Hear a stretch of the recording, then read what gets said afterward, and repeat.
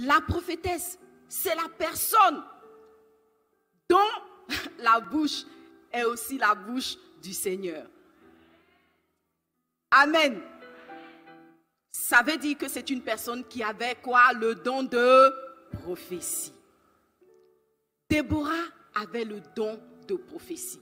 Mais un don de prophétie tellement fort, ce n'est pas genre ton don de prophétie où tu prophétises une fois tous les 6 ans. Ah. Des fois, on a des dons de prophétie sporadiques comme ça. C'est bien, mais ce n'est pas suffisant pour être appelée prophétesse. Pour qu'on reconnaisse Déborah comme une prophétesse, ça veut dire que régulièrement, elle manifestait le don, l'onction de la prophétie. Alléluia. Le Saint-Esprit était dans sa vie au point où Dieu trouvait par sa bouche un canal, n'est-ce pas? Un canal de confiance, un canal disposé pour annoncer des choses et proclamer sa parole. Elle était prophétesse. Prophétesse, on ne le devient pas en un jour. C'est un aboutissement. C'est le résultat d'une vie consacrée. C'est le résultat d'une vie dédiée à Dieu. Donc, Déborah était une fille de Dieu, consacrée à Dieu, utile entre ses mains et qui le servait régulièrement. Alléluia. Elle n'était pas seulement convertie. Parce que si tu veux, convertis-toi et puis dors sans prier, ne lis pas la Bible, ne jeûne jamais. Tu vas voir si tu auras une prophétie pour ton voisin. Alléluia. Vous savez que devenir prophète va impliquer une certaine qualité de vie. Donc quand on dit que Déborah est prophétesse, toi-même tu peux écrire son CV. Alléluia. On n'a pas dit qu'elle était une fausse prophétesse. Parce qu'il y a ça aussi. Dis à ton voisin, ce n'est pas de ça il s'agit. Elle n'était pas prophétesse autoproclamée. Elle n'était pas une fausse prophétesse. Elle n'était pas prophétesse d'affiche. Elle est prophétesse de la parole de Dieu. Alléluia. Ça veut dire une prophétesse reconnue et certifiée par Dieu lui-même. Donc pour être prophétesse reconnue et certifiée, ça va chercher un bagage spirituel.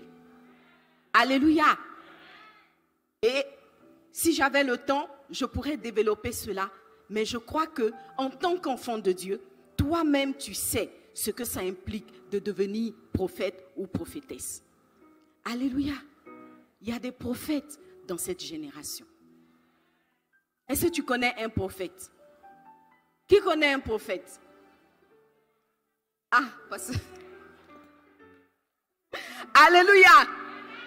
Pasteur, c'est un... Comment on reconnaît un prophète?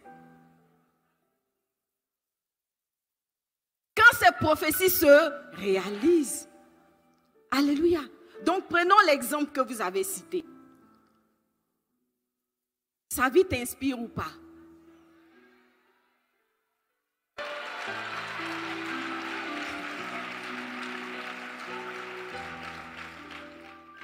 Quand tu le regardes ou quand tu entends ces prophéties, tu peux deviner combien d'heures il dort par nuit. Et puis compare avec toi tes nuits. Ce qui est sûr, moi, j'ai déjà échoué. Un peu. Bon, pas tellement. Parce que lui, il dort 4 heures. Moi, avant, je dormais 8 heures. Ça a diminué à 7 heures. Quand je l'ai regardé, j'ai dit non. Ah, au début, il dormait 5 heures. Moi, j'étais à 8 heures. Donc, j'essayais d'arriver à 5 heures. Je me suis débrouillée. Je suis arrivée à 7 heures de sommeil. Après 6 heures de sommeil. Attends, tu dors 7 heures. Tu as prié à quel moment? Donc, c'est normal que je n'avais pas de prophétie pour ta vie.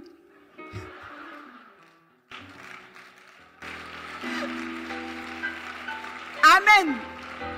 Alors, j'ai lutté, j'ai prié. Je me suis débattue. Les frères, on ne devient pas prophète gratuitement. Ce n'est pas possible. Et pour faire court, actuellement, je dors 5 heures. Lui, il a réduit à 4 heures. Mais je vous assure que entre la personne qui dormait 7 heures et la personne qui dort maintenant 5 heures, la différence est claire. Amen. Quand je te regarde, je peux donner une prophétie sur ta vie.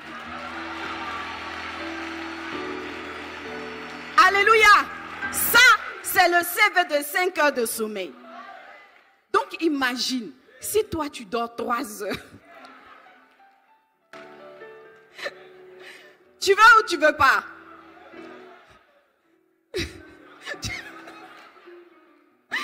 Tu veux 5 heures?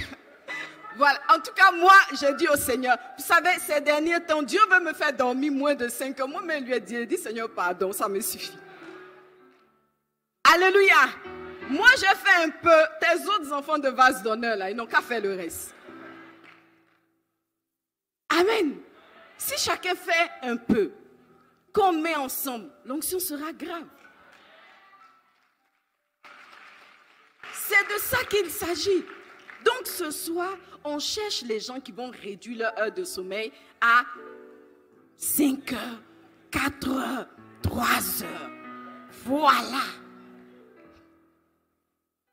Alléluia. Acclame le Seigneur. Les frères, on ne devient pas prophète par hasard. Ça va jouer sur ton nombre d'heures de sommeil, ton nombre d'heures de prière, le caractère que tu vas développer.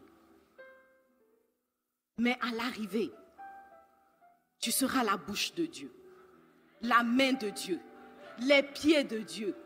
Ça veut dire un super héros, une super héroïne. Alléluia. Vous savez, honnêtement, hein, quand je regarde la vie de Pasteur Mohamed, je me dis, hey, j'ai qu'à monter comme ça aussi. Je vous assure, ce n'est pas ma vie, c'est sa vie, mais je le vois vivre et j'essaye de copier. Mais c'est trop doux, c'est trop chic. La partie où tout ce que tu demandes à Dieu, il te donne. Amen. Bon, moi, j'ai le privilège d'être à l'ombre. Donc, je profite. Bon, si le profiteur même est béni, imaginez le concerné.